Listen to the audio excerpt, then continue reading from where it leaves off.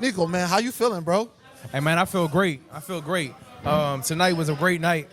Before I came to the show, so I'm a teacher. I'm a drama teacher at Friendship Woodridge. With the whole Friendship Charter School, they had like a district-wide Black History show, and I was there supporting two students who was performing poetry at the show. And so I was excited, and I was helping them. One of the students was like super nervous to even get on stage, shaking, didn't even want to get on, but they got on and did their thing, and that boosted my confidence up for tonight, for my own performance, helped me to realize we really all are just human. Right. We all get nervous. I had to tell them, I said, man, I'm trying to work on this poem I'm trying to do for my own show, y'all. We all human. So being able to come here tonight.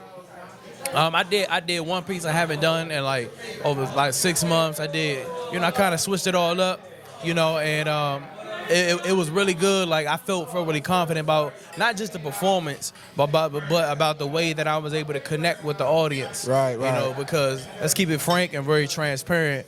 The way that DC is now, it's more like let's just say it's Neapolitan. You know what I'm saying? Yeah. I love that, and I'll say that the benefit of that is that it pushes and it challenges me as an artist to connect with people all from all walks of life.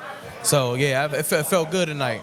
And it's cool because a lot of people, first of all, DC, the DMV is known as Chocolate City, but we might be one of the most diverse cities in America just because everyone wants to come here, everyone wants to be here. So what you're saying is right. We got so many different cultures, different ideas, different politics. So you can't help but be challenged every day. Right. So speaking on that, I kind of want to talk a little bit about the show, and we're going to get more into you. But your show tonight, man, you were phenomenal. And I think one of my favorite things that you spoke on tonight was changing the narrative or presenting the light of the man, right? Especially in terms of a black man, black and brown men, showing shows and characteristics where, we come out as the hero too. We don't always have to be the bad guy and the Tyler Perry movies and stuff like that. We can have our own stories, and I appreciated you, showing our side of the story, man. So what inspired you? What made you kind of switch on that light to go in that direction with some of your pieces tonight?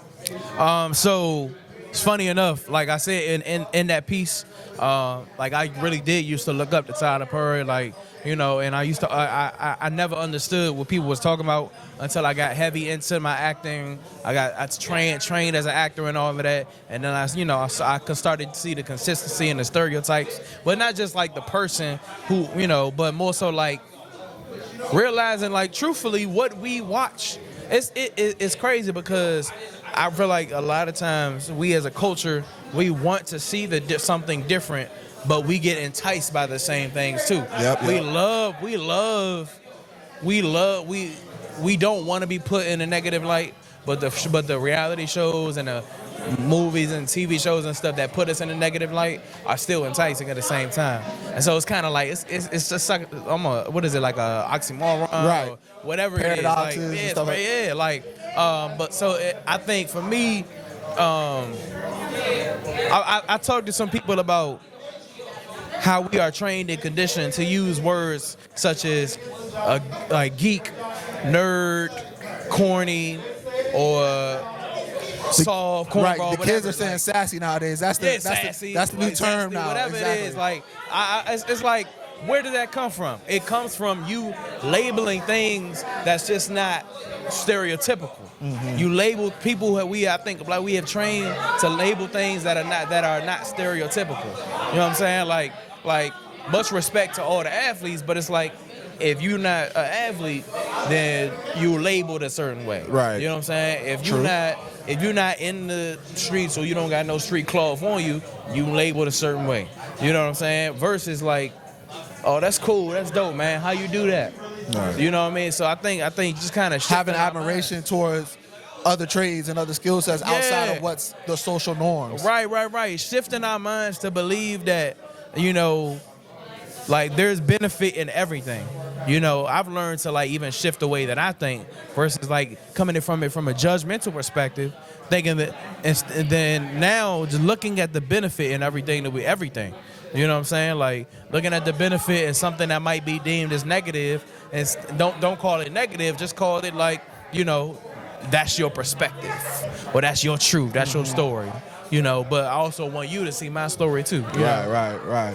Man, that's some deep stuff, bro. And I appreciate how in depth you're going. Like you are entering like levels that people can't even comprehend, but you're challenging barriers. You're comfortable being uncomfortable. I think that's like pretty much something I live by. I enjoy that mantra.